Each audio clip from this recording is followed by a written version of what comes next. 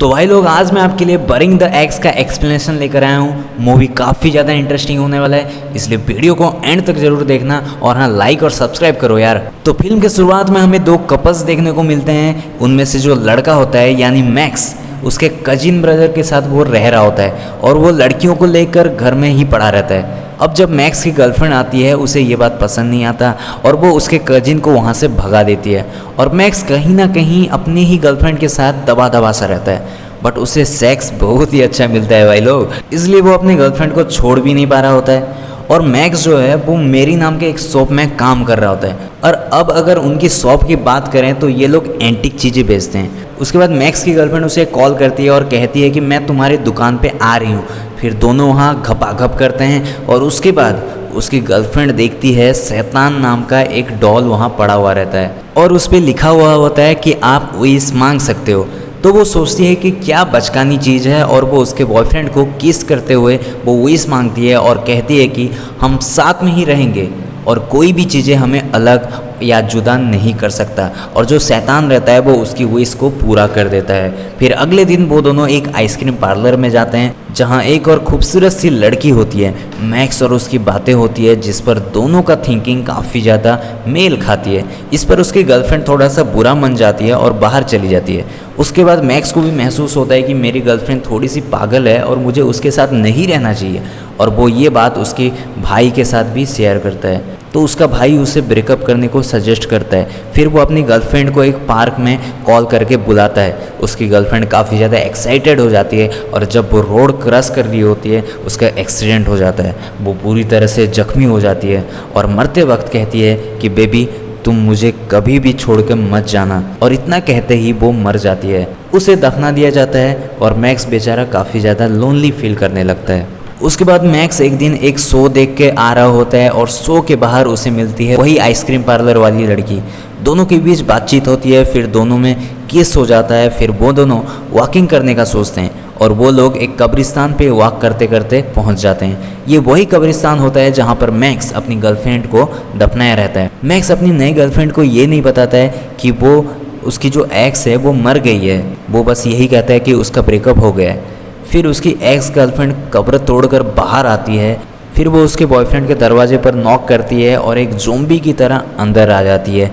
Max एकदम से shocked हो जाते हैं कि आखिर यहाँ हो क्या रहा है। फिर वो अपनी गर्लफ्रेंड से कहता है कि शावर ले लो, एकदम गंदी दिख रही हो। फिर शावर लेने के बाद आती है तो दोनों के बीच में किस होने लगता है। फिर वो अपनी कजिन भाई को बताता है कि उसकी जो एक्स है वो वापस आ गई है। तो उसका जो भाई है वो कहता है कि भाई तू नशा करना बंद कर दे। वो कहता है कि वो नशे में नहीं है और सच बोल रहा है कि उसकी गर्लफ्रेंड सही में वापस आ गई है। उसका जो कजिन है वो यकीन नहीं करता। फिर एक दिन जब उसका कजिन घर पर वापस आता है और देखता है तो कि उसकी एक्स गर्लफ्रेंड जिंदा है, तो सही में भाई उसकी फट जाती है। दूसरी तरफ मैक्स और उसकी नई वाली गर्लफ्रेंड का रिलेशन तगड़ा बन चुका होता है। तो वो अपनी कजिन को सजेशन मांगता है। तो वो कहता है कि उसका हाथ पैर तुड़वा दे और उसे गाड़ दे। फिर वो कहता है कि मैं ऐसा तो नहीं कर सकता, लेकिन तू ये काम कर ले। एक रात वो अपनी एक्स गर्लफ्रेंड से कहता है कि मुझे एक काम के सिलसिले में घर के बाहर जाना पड़ेगा। तो उसकी एक्स कहती है कि ठीक है, पर जल्दी आ जाना। लेकिन वो अपनी नए गर्लफ्रेंड से मिलने जाता है। वो दोनों मूवी वगैरह डेट पे जाते हैं, फिर एक कार में घपाघप कर लेते हैं। दूसरी तरफ उसका कजिन घर पहुंच जाता है और उसकी एक्स को मारने के लिए वो डीवीडी के बहाने आया रहता है। तो वो रैंडमली एक डीवीडी खोलता है और टीवी पर चलाता है। अब वो मूवी ऐसा लगा देता है जहाँ पर एक बंदा ब्रेन को काट रहा होता है। अब वो जो ज़ॉम्बी वाली एक्स थी वो उस मूवी से प्रभावित होकर मैक्स के कजिन के ब्रेन को खाने लगती है और उसे फाइनली मार देती है। अब मैक्स घर पहुंचता है तो उसे पता चलता है कि किसी ने उसके कजिन को मार दिया है। इसी घबराहट में वो अपनी एक्स को कहता है कि तुम शावर ले लो, फिर बात करते हैं। और फिर उसे बाथरूम के अंदर ही लॉक कर देता है और पुलिस को कॉल करता है। वो पुलिस वाले को सारे इंसिडेंट बताता है। पुलिस वाले पहले तो उसे देखते हैं, फिर कहते हैं कि भाई तू नशा वशा कर लिया है क्या, और उसकी बातों पर यकीन नहीं करते और उसे भगा देते हैं। यहाँ उसकी एक्स बाथरूम का दरवाज़ा तोड़कर बाहर आती है और मैक्स की फ़ोन चेक करती है। तो उसे पता चलता है कि आइसक्रीम पार्लर वाली लड़की के साथ उसका टाका भिड़ा हुआ है। फिर वो पार्लर जाती है और आइसक्रीम पार्लर वाली का गला दबाने लगती है। दूसरी तरफ पुलिस के रेडियो पर ये खबर आता है कि आइसक्रीम पार्लर में किसी का किडनैप हो गया है। मैक्स भी वहाँ रहता है, वो समझ जाता है और उसकी नई गर्लफ्रेंड को बचाने के लिए दौड़ चला जाता है। मैक्स घर पहुँचता है, फिर उसके दोनों गर्लफ्रेंड के बीच हाथापाई हो रहा होता है। ये जो दोनों हैं वो मरी हुई आत्मा को मारने की कोशिश करते हैं, लेकिन वो नहीं मरती। पर पीछे से उसका जो कजिन भाई है वो आ जाता है और उसकी एक्स गर्लफ्रेंड को मार देता है और वापस से वहाँ गाड़ देते हैं।